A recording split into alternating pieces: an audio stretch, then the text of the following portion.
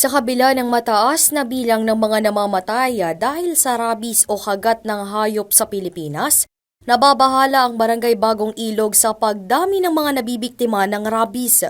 Sa datos ng Department of Health, umabot sa 8% ang bilang ng mga kaso ng rabies noong 2023 na mas mataas kumpara sa 51 kaso na naitala noong 2022. Dahil dito, nagsagawa ng free o libreng anti-rabies para sa mga aso't pusa ang Barangay Bagong Ilog upang maibsan sa lugar ang nabibiktima o nakakagat ng rabies. Unang-una ho, kami po ay nagpapasalamat kay Mayor at sa vet natin, Pasig, dahil isinasagawa po ngayon yung pagbabakuna sa aso at pusa. Open po, sabi ng vet, kahit gano'ng kadami, pwede. Para mabigyan ng tamang pag-aaruga, yung may mga alagang aso, para mabakunahan, para kung sakali makakagat, may proteksyon na yung may-ari. Hindi agad tamaan ng rabies. Ang nais ko na po iparating sa Barangay Bagong Ilog, alam po natin ang ating responsibilidad sa ating alagang aso at pusa.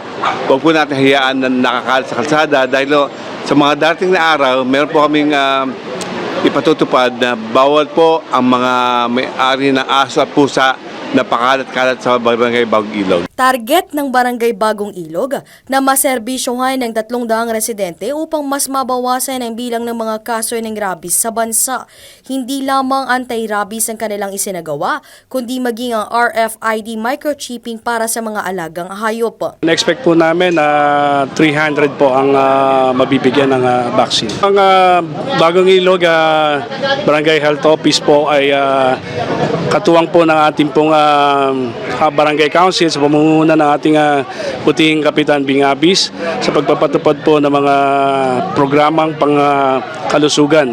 At isa na nga rin po ito sa aming programa at nais po namin ang lahat po ng alagang aso, pusa sa aming pong barangay ay mabakunahan. At isa rin po dito ay ang pong Be Responsible Dog Owner. Nais rin po namin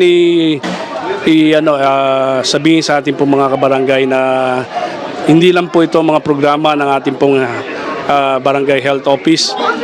Nais po namin na sabihin yung pong mga dapat po nating sundin na lituntunin na pinatutupad po ng ating pong Barangay Bagong Ilog. Ikinatuwa naman ng mga residente sa nabanggit na barangay ang free anti-rabies dahil nabawasan sila ng gastusin sa kanilang pamilya. Fluffy, Himalayan, Himalayan ragdoll. anti-rabies, pinapakain, pinaliguan muna, ginupitan ng kuko. Kaya nagpapasalamat, maraming salamat sa vaccine, pagbibigay ng vaccine. Puspin po, tsaka aspin. Yung nanay po at tsaka ito, nasa 5 years na po siya, tas 4 years po. Number 25. Kasi yung iba po dyan, rescue ko. Mostly po yan rescue. Ito lang po ang binigay sa akin yung tuta. Anti-rabies po at tsaka microchipping. Bali napaliguan na po yung tuta ko. Pero yung mga pusa, hindi po sila napaliguan, yung tuta lang po. Papahinga ho muna sila sa bahay kasi na-stress po eh. So pagdating sa bahay, papakainin ko ho, painumin, tapos doon ho sila mai-stress, maano na ho kasi nasa bahay na sila. Nagpapasalamat po ako dahil taon-taon ho, meron na ho silang ganitong proyekto na kung saan malaking tulong ho sa amin na libre na ho kasi kung dadalhin po namin talaga sa mga vet clinics, napakamahal po, which is hindi na po namin kaya. Ito malaking tulong po talaga sa amin yung ng gobyerno. So thank you po kay Mayor Bico sa proyektong ito at sana po yearly meron pong ganito na sa Bagong Ilog. Malaking tulong po kasi po sa amin. Ano lang to regular na dog lang siya. Yung anti-rabies tsaka microchips. Pinaliguan ko muna siya.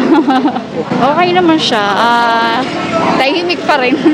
Thank you po sa free nilang ganito kasi malaking tulong po ito para sa mga may alagang aso, para sa safety rin po ng mga kapitbahay and then ng mga owner po. Si Peanut, si Masha, tsaka si Snoopy. Parehas Labrador, tsaka Beagle.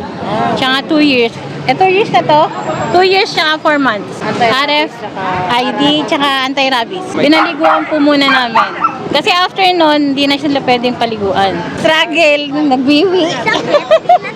Okay naman, mas maganda. Maganda yung project na to kasi lahat ng mga pets Tsaka sana magkaroon ng anti-camp, yung sa Kapon, para yung hindi na madagdagan.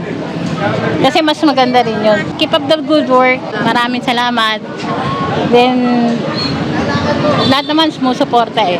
KMC pangalan, 2 taon na siya. Pinaraw ng anti-rabies, kasi siya ng anti-rabies lang. Ano lang naman pinaliguan ko to eh. Okay naman, wala nang problema, okay lang. Hindi naman siya nangagat at saka tawag ng mga bata rito, friendly dog. Lahat ng mga bata kilala siya. Yan ang observer namin kung magiging problema. Pero palagay ko okay lang na. Wala naman siguro magiging problema. Kasi ang mga bait naman itong aso, hindi naman nangangagat. Nagpapasalamat kasi dahil libre pa bakuna eh. Kaya pagka nagpunta ka doon sa hospital, nagpapabakuna may bayad. Malaki. 250, 2,500 yata ang pabakuna eh. Eh dito libre, kaya maraming salamat sa programa. Mula rito sa Barangay Bagong Ilog, ako po si Jen Patrolya para sa latest ng iNews Pasig.